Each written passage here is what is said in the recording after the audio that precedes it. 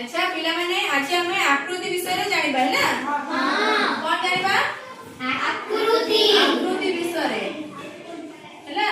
हां अच्छा कहलो एटा को आकृति रो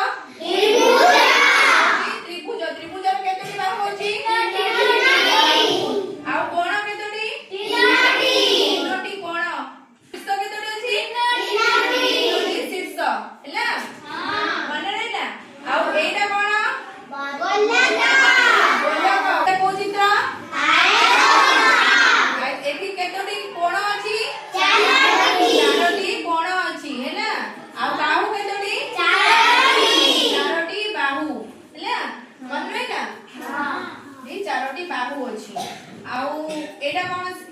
पंचभुज हैला। एटा कोन आर केतोटी बाहु अछि पांचटी पंचभुज रे पांचटी बाहु गोटे 2टा 3टा 4टा 5टा केतोटी बाहु